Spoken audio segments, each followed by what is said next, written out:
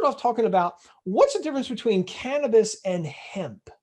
Because people confuse those a lot, I think. Yeah, thank you so much. Great to be here. And there are many, many misconceptions about cannabis. You are absolutely right about that. The first, the first question is perfect. What is the difference between cannabis and hemp? There actually isn't. It's just kind of a naming scenario. Hemp is technically something called cannabis sativa.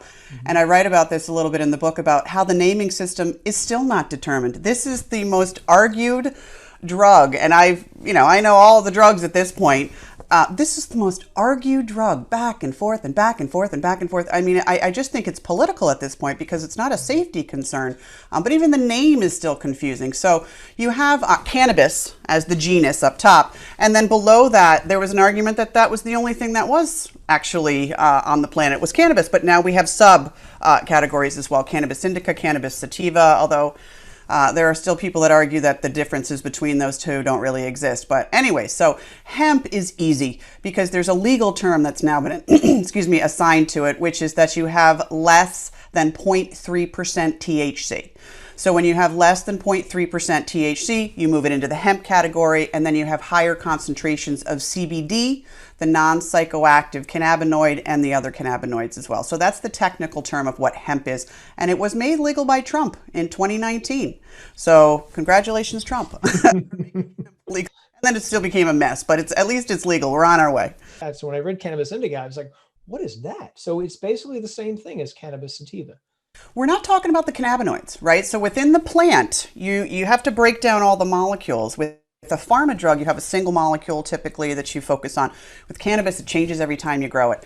So the cannabinoids are THC, which is what most people would recognize as giving the high feeling, but it does other things as well, CBD, et cetera, et cetera.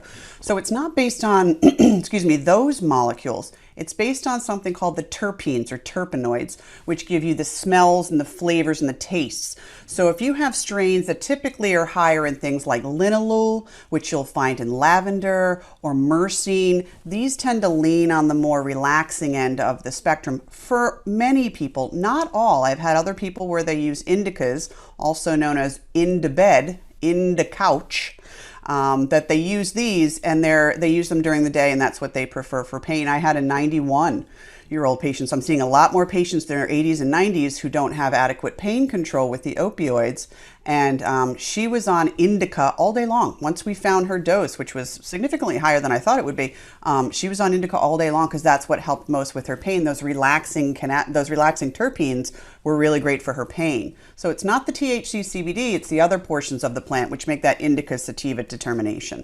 That is fascinating because we put so much emphasis on that CBD molecule these days. And as you rightly pointed out, there's at least over 100 of these different cannabinoid molecules, CBD, CBN, CBG. But you're saying it's really the terpenes which are giving this plant its very interesting properties, or at least a lot of those properties. Terpenes, flavonoids as well. Also, there's a theory that was put out, and it's in the book as well. I believe it was Ethan Russo who wrote this, who's just brilliant. He's actually was a consultant for one of the pharma companies. He's very much on the forefront of the cannabis movement and scientific kind of breakdown. He's really right there for it.